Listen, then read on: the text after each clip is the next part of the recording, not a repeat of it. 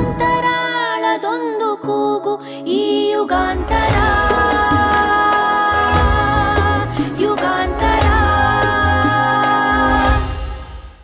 ಎಂಥಾದೇನಾಸಿ ಬದುಕು ಭೂಮಿಯ ಮೇಲೆ, ಕರೆಯಬಹುದೇ ಇದನ್ನು ಕೂಡ ದೇವರ ಲೀಲೆ.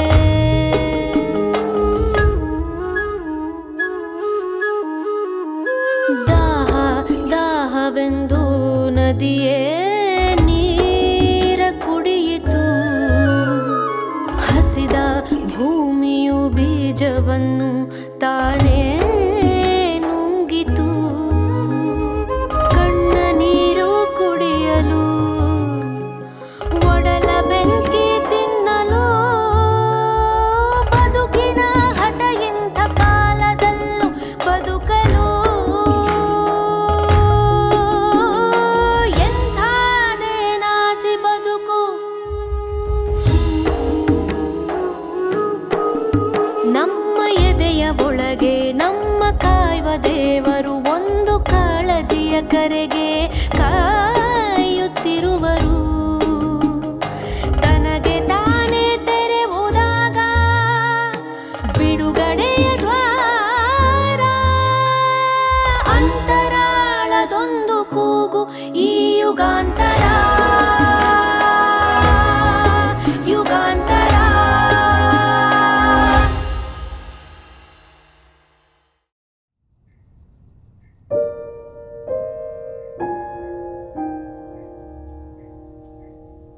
ವರ್ಷದ ಮೊದಲು ನೀನಿಲ್ಲಿ ಬಂದು ಇಳಿದಾಗ ನಾನು ಅನುಮಾನದಲ್ಲಿದ್ದೆ, ಬಿಗುಮಾನದಲ್ಲಿದ್ದೆ, ಮುಚ್ಚಿಟ್ಟುಕೊಂಡು ಬದುಕ್ತಿದ್ದೆ.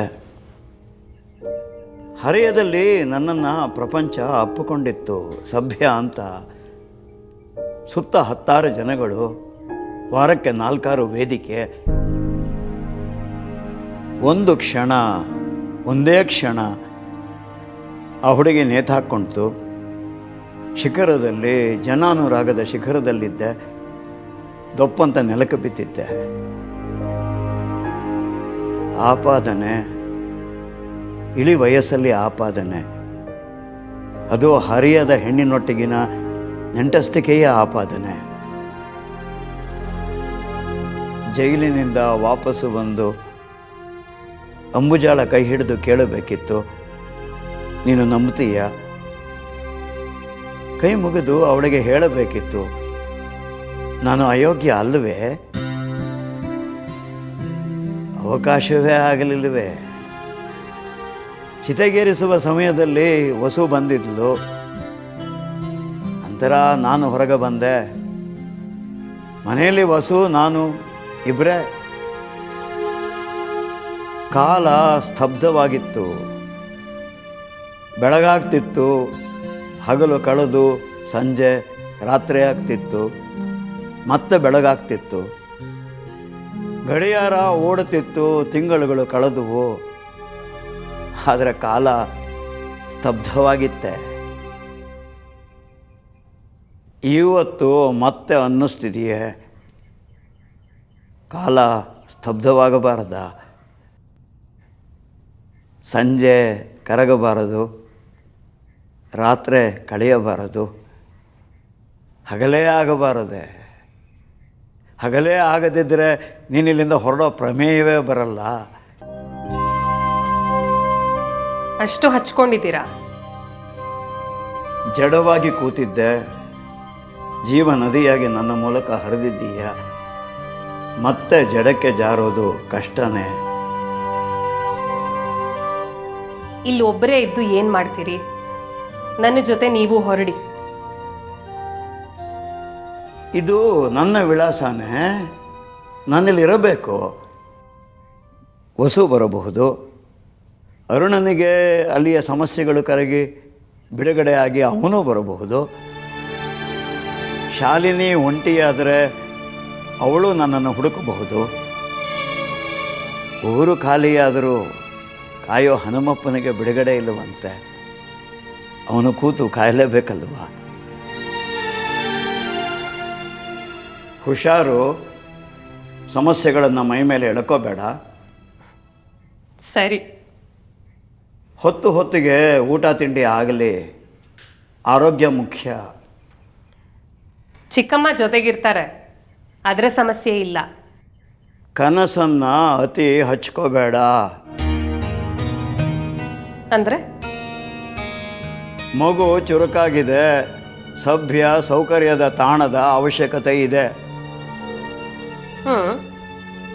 ಮಾರ್ಗದರ್ಶನ ಬೇಕು, ಅದನ್ನು ಕೊಡು. ಆಯಿತು. ಆಸರೆ ಬೇಕು, ಅದಾಗಲಿ.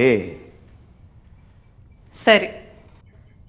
ಸ್ವಂತ ಅಲ್ಲ, ಅದು ನೆನಪಿರಲಿ. ಅರ್ಥ ಆಗಲಿಲ್ಲ. ಸುಂದರ ತೋಟ, ಅಲ್ಲಿಯ ಪ್ರತಿ ಗಿಡವೂ ನಿನ್ನದೆ.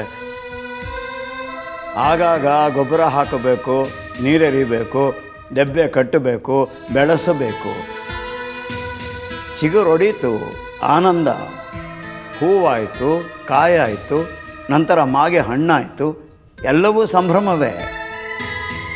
ಆದರೆ ನೀನು ಮಾಲಿ, ತೋಟದ ಒಡತಿ ಅಲ್ಲ, ಅದು ನೆನಪಿರಲಿ. ಜವಾಬ್ದಾರಿ ಮಾತ್ರ, ಅಲ್ಲಿ ಹಕ್ಕುಗಳಿಲ್ಲ. ಅದ್ಯಾಕೆ ಹಾಗೆ? ಕನಸಿಗೆ ಅವಳದ್ದೇ ಕನಸುಗಳಿರುತ್ತವೆ, ಅದನ್ನು ಅರಸಿ ಹೋಗ್ತಾಳೆ.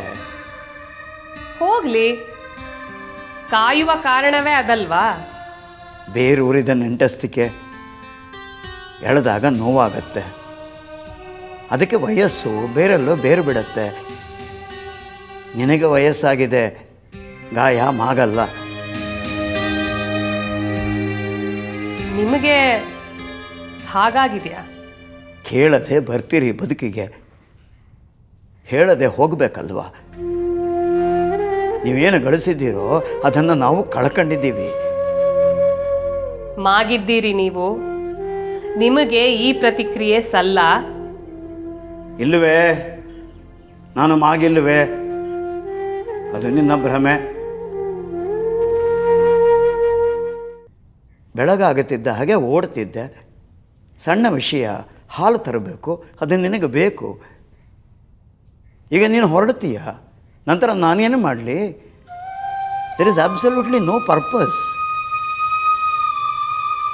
ಕತ್ತಲ ರಾತ್ರಿಯಲ್ಲಿ ನಕ್ಷತ್ರಗಳನ್ನು ಎಣಿಸ್ತಾ ಕೂತಿರ್ತಿದ್ದೆ. ಕಾರಣ ಇಷ್ಟೇ, ನೀನು ಬಂದಿಲ್ಲ. ನೀನು ಬರ್ತೀಯ, ಒಟ್ಟಿಗೆ ಕೂತು ಊಟ ಮಾಡ್ತೀವಿ. ನಿದ್ದೆ ಕೆಡ್ತಿದ್ದೆ. There was a purpose. ಇನ್ನು ಮುಂದೆ ನಿದ್ದೆ ಬರಲ್ವೇ? There is absolutely no purpose. But you would be the reason. ನೀನು ಕಾರಣ. ನಾನೊಂದು ಉತ್ಸವ ಮೂರ್ತಿ. ಅವಶ್ಯಕತೆ ಇದ್ದವರೆಲ್ಲ ಹೊತ್ತು ಕುಣಿದವ್ರೆ. ಉತ್ಸವ ಮುಗೀತು, ಬಿಟ್ಟರು, ಹೊರಟರು. ನನಗೊಂದು ದಡ ಸೇರಿಸಬೇಕಲ್ವಾ? ಏನಾಗಬೇಕು ಹೇಳಿ, ದಡ ಮುಟ್ಟಿಸಿ ಹೋಗ್ತೀನಿ. I owe you that. ಕಣ್ಣಿಗೆ ಪೊರೆ ತೆಗೆಸಬೇಕು. ವಾರ 10 ದಿನ ತಿಂಗಳು ತಗೊಳ್ಳುತ್ತೆ. ಸಾಧ್ಯನಾ? ಮಂಡಿ ನೋವು, ಸೌದಿದೆ, ರಿಪ್ಲೇಸ್ ಮಾಡ್ತಾರೆ, 2 ತಿಂಗಳು ತಗೊಳ್ಳುತ್ತೆ. ಸಾಧ್ಯನಾ? ಎಲ್ಲರಿಗೂ ಅವರವರದ್ದೇ ಸ್ವಂತ ಬದುಕಿರುತ್ತೆ. ಬಿಟ್ಟುಕೊಡು ಅಂತ ಕೇಳಬಹುದೇ? ಆದರೆ ಹಕ್ಕು ಬೇಕಲ್ಲ. ನನ್ನೊಟ್ಟಿಗೆ ಬಂದುಬಿಡಿ. 6 ತಿಂಗಳಾಗ್ಬೋದು, ವರ್ಷನೇ ಆಗ್ಬೋದು. ನಿಮ್ಮ ಆರೋಗ್ಯ ಒಂದು ಸ್ಥಿಮಿತಕ್ಕೆ ಬರಲಿ. ನಂತರ ಇಲ್ಲಿಗೆ ಬರಲೇಬೇಕು ಅನಿಸಿದ್ರೆ ಬರುವಿರಂತೆ. ಇವತ್ತು ಬಿಟ್ಟು ಕೊಡೋದೇ ಇಷ್ಟು ಕಷ್ಟ ಆಗ್ತಿದೆ. ವರ್ಷದ ನಂತರ ಅಲ್ಲಿಂದ ಬಿಟ್ಟು ಬರೋದು ಇನ್ನಷ್ಟು ಕಷ್ಟ ಆಗತ್ತೆ. ಬೇಡ. ಜೀವಕ್ಕೆ ಭುಜ ಕೊಟ್ಟರೆ ಸಾಕನ್ನಿಸಿದಾಗ ಇಳಿಸಿ ಹೋಗುವಷ್ಟು ಸ್ವಾತಂತ್ರ್ಯ ಇರುತ್ತೆ. ಇದು ಹೆಣನೇ. ಹೊತ್ತರೆ ಮಣ್ಣಾಗಿಸುವವರೆಗೂ ಮುಕ್ತಿ ಇಲ್ಲವೇ? ಕೆಟ್ಟ ಮಾತು ಬೇಡ. ಮನಸ್ಸು ಸ್ಥಿಮಿತದಲ್ಲಿಲ್ಲದೆ ಇದ್ದರೆ ಹೋಗಿ ಮಲಗಿ. ನಾಳೆ ಬೆಳಗ್ಗೆ ಹೊರಡ್ತಾ ನನ್ನನ್ನು ಹುಡುಕಬೇಡ. ನಿನ್ನ ಸಮಯಕ್ಕೆ ನೀನು ಹೊರಟು ಬಿಡು. ನೀವು ಬಾಗಿಲಿಗೆ ಬಂದು ನಿಂತು ನನ್ನನ್ನು ಕಳಿಸ್ಕೊಡ್ತೀರಾ? ಆಗಲ್ವೇ? ಅದು ನನ್ನ ಇಚ್ಛೆ, ಆಗಲ್ಲ. ನಾನು ಮತ್ತೆ ಬರಲ್ಲ. ಬರಬೇಕು ನೀನು. ನಾನು ಪಟ್ಟಂತ ಹೊರಟ್ರೆ ಸಮಸ್ಯೆ ಇಲ್ಲವೇ? ಹೆಚ್ಚು ಕಮ್ಮಿ ಆಗಿ ಹಾಸಿಗೆ ಹಿಡಿದ್ರೆ ನೀನು ಬರಬೇಕು. ಮಾನಸ್ಥ ಬದುಕು ಬದುಕಿದ್ದೀನಿ. ಗೌರವಯುತ ನಿರ್ಗಮನ ನನ್ನ ಹಕ್ಕು. ನೀನು ಬರ್ತೀಯಾ? ಅದರ ವ್ಯವಸ್ಥೆ ಮಾಡ್ತೀಯಾ?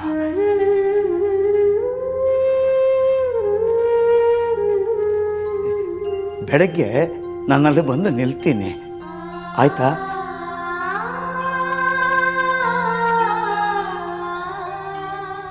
ಅದೊಂದು ವ್ಯವಸ್ಥೆ ಮಾಡೇ ತಾಯಿ. ಹೆತ್ತಮ್ಮ, ನೀನು ತಿಪ್ಪೆಗೆಸಿಬೇಡ.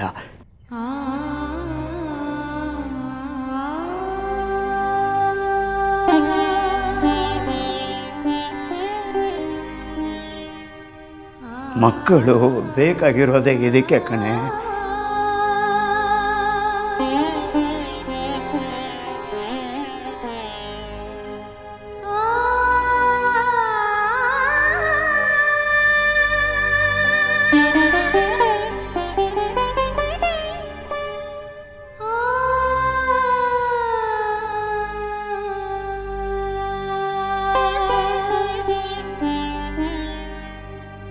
ಯುಗಾಂತರದ 260 ಸಂಚಿಕೆಗಳು.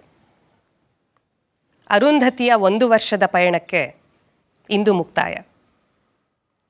ಕಥೆನಾ? ಖಂಡಿತ ಕಥೆನೇ. ವಾಸ್ತವದ ಅಂಶಗಳೇ ಇಲ್ವಾ? ಇದೆ. ಕಥೆ ಒಂದು ಹಂದರ. ಹೂರಣದ ಭಾವ ವಾಸ್ತವನೇ ಅಲ್ವಾ? ಬಹಳಷ್ಟು ಜನ ವೀಕ್ಷಿಸಿದ್ದಾರೆ, ಬಹಳಷ್ಟು ಪ್ರೇಕ್ಷಕರು ಪ್ರತಿಕ್ರಿಯಿಸಿದ್ದಾರೆ. ಪ್ರಸ್ತುತ 5 ವಾಹಿನಿಗಳು, ವಾಹಿನಿಗೆ 8 ಧಾರಾವಾಹಿಗಳು, ಒಟ್ಟು 40 ಧಾರಾವಾಹಿಗಳು. 40 ಧಾರಾವಾಹಿಗಳಲ್ಲಿ ಈ ಧಾರಾವಾಹಿಯನ್ನು ಗುರುತಿಸಿ ಪ್ರತಿಕ್ರಿಯಿಸಿದ್ದಾರೆ ಅನ್ನೋದು ಪ್ರಾಯಶಃ ಈ ಧಾರಾವಾಹಿಯ ಹೆಗ್ಗಳಿಕೆ.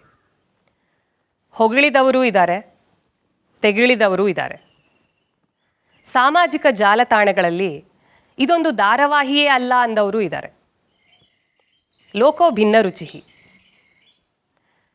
ಈ ಕ್ಷಣಕ್ಕೆ ಅದ್ಭುತ ಅನಿಸಿದ್ದು ಮರುಕ್ಷಣದಲ್ಲಿ ಕೇವಲ ಅನ್ನಿಸ್ಬೋದು. ಈ ಪ್ರಪಂಚ ನಿಂತ ನೀರಲ್ಲ. ಹೊಸ ನೀರು ಹರಿಯತ್ತೆ, ಹಳೆಯದ್ದು ತೊಳೆಯತ್ತೆ. ಹಾಗಾಗಿ ಯಾವ ಪ್ರಯತ್ನವೂ ನ ಭೂತೋ ನ ಭವಿಷ್ಯತಿ ಅಲ್ಲ. ಬೆನ್ನಿಗೆ ನಿಂತವರೇ ಬೆನ್ನು ಕಂಡವರು, ವಿಶ್ಲೇಷಿಸಿದವರೇ ಬೆನ್ನು ಕಾಯುವವರು. ಇದು ನಮ್ಮ ಮಿತಿಯಲ್ಲಿನ ಪ್ರಯತ್ನ. ನಾವು ಋಣಿ. ಇದು ನಮ್ಮ ಋಣ ಸಂದಾಯ. ಮಾತಿನದ್ದೇ ಧಾರಾವಾಹಿ. ಆದರೂ ಮನೆಗಳಲ್ಲಿ ಯಾರೂ ಹೀಗೆ ಮಾತಾಡೋಲ್ಲ ಅನ್ನೋದೊಂದು ಕಳಕಳಿಯ ಪ್ರತಿಕ್ರಿಯೆ. ಸತ್ಯನೇ, ಮನೆಗಳಲ್ಲಿ, ವಾಸ್ತವ ಪ್ರಪಂಚದಲ್ಲಿ ಯಾರೂ ಹೀಗೆ ಮಾತಾಡೋಲ್ಲ. ಮನಸ್ಸಿನ ಮಾತು ಆಡಿದ್ದು ಕಮ್ಮಿ.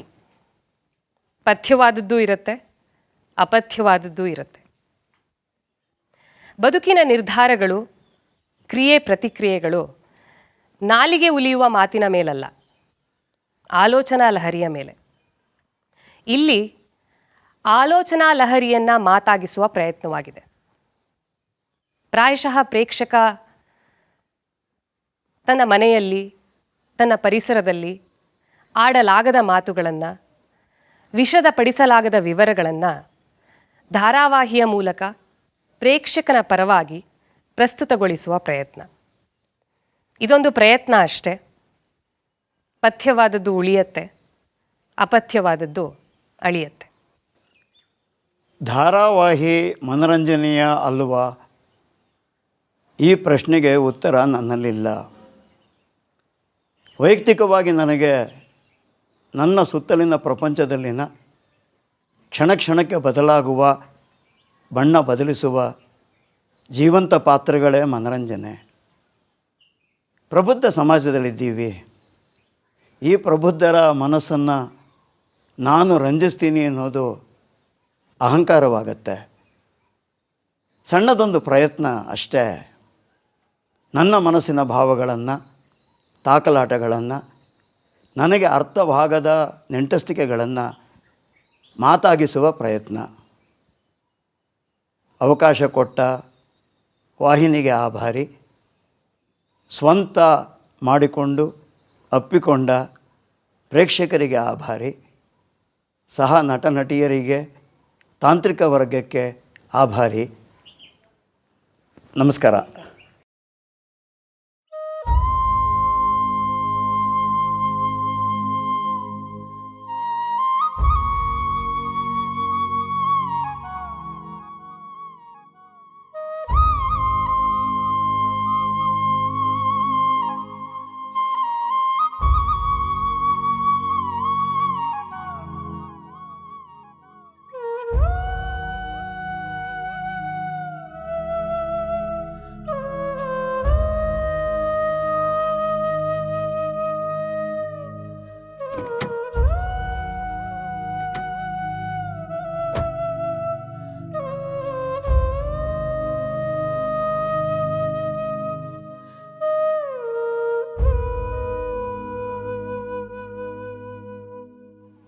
ಹೊರಟು ಬಿಡಿ, ನನ್ನೊಟ್ಟಿಗೆ ಹೊರಟು ಬಿಡಿ.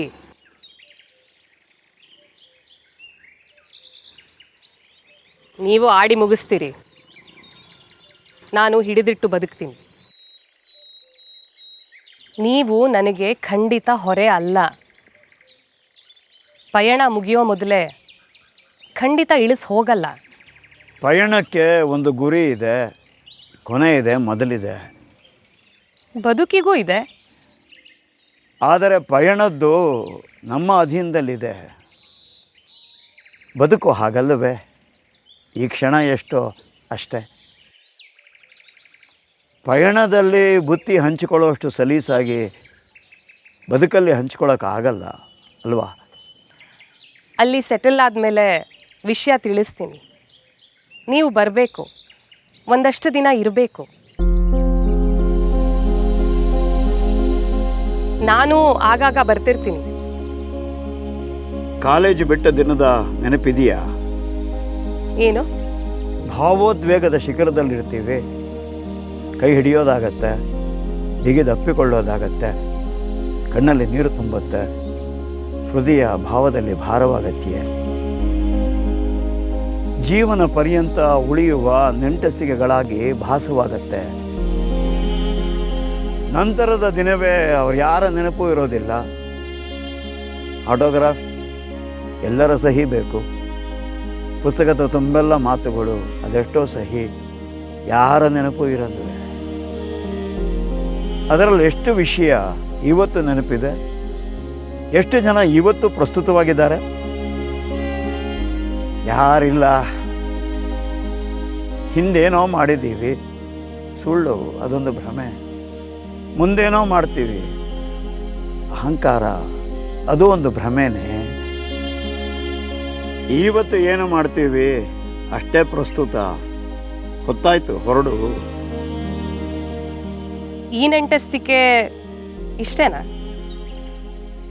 ಅನಿವಾರ್ಯದ್ದು ಉಳ್ಕೊಳ್ಳುತ್ತೆ, ಅಲ್ಲದ್ದು ಸಾಯತ್ತೆ. ನೀವು ಹಾಗಲ್ಲ.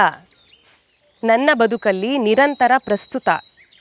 ಭಾವದಲ್ಲಿ ಪ್ರಸ್ತುತ, ಅದು ಸತ್ಯ. ಆದರೆ ಬದುಕಿನ ನೆಂಟಸ್ತಿಕೆಗಳು ಅನಿವಾರ್ಯದ ಮೇಲೇ. ಮತ್ತೆ ಹೀಗೆ ನಿಮಗೆ ಇನ್ಯಾರೋ ಬರ್ತಾರೆ? ಇಲ್ಲ, ಬರಲ್ಲ.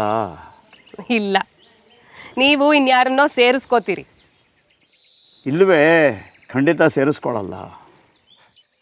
ಅರುಂಧತಿ ನೆನಪಲ್ಲೂ ಇರಲ್ಲ. ಸತ್ಯ ಹೇಳ, ಅರುಂಧತಿ ನೆನಪಿರುತ್ತೆ. ನೀನು ನನ್ನೊಳಗೆ ಅದೇನನ್ನು ಕೆದಕಿದ್ದೀಯೇ.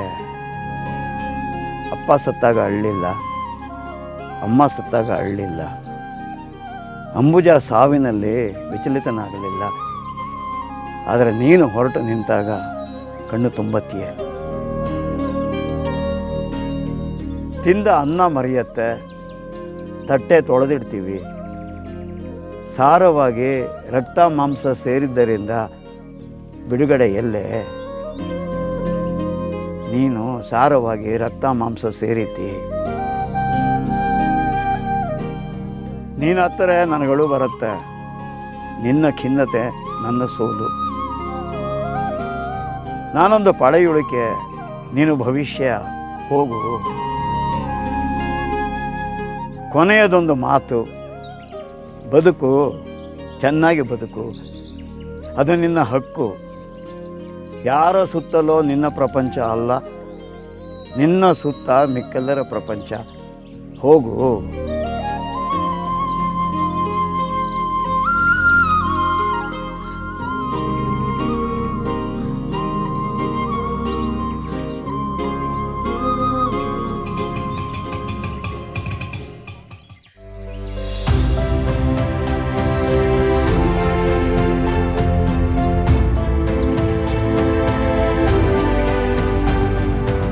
ತಗೊಳ್ಳಿ.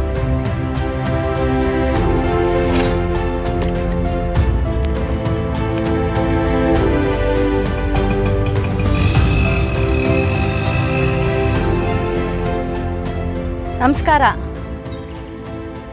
ನಮಸ್ಕಾರ. ಸದಾಶಿವರಾವ್ ಅಲ್ವಾ? ಹೌದು. ನಾನು ಸೌಪರ್ಣಿಕ. ನನಗೆ ವಯಸ್ಸಾಯ್ತೆ ತಾಯಿ. ಅದಕ್ಕೆ ನಾನೇನು ಮಾಡಲಿ? ಇಷ್ಟು ದೂರ ಮನೆ ಮಾಡಿದ್ದೀರಿ. I am tired. ಸ್ವಲ್ಪ ಸುಧಾರಿಸ್ಕೋತೀನಿ, ಆಮೇಲೆ ಮಾತಾಡೋಣ. ಪರ್ಮನೆಂಟಾಗಿ ಏನು ಇರೋದಿಲ್ಲ. ನನಗೆ ಅನಿವಾರ್ಯ ಇರೋಷ್ಟು ದಿನ ಇರ್ತೀನಿ, ನಂತರ ಹೊರಡ್ತೀನಿ. ನೀರು ಕಾದಿದ್ಯಾ? ಸೋಲಾರ್ ಇದೆಯಾ? ಸ್ನಾನ ಮಾಡಬೇಕು.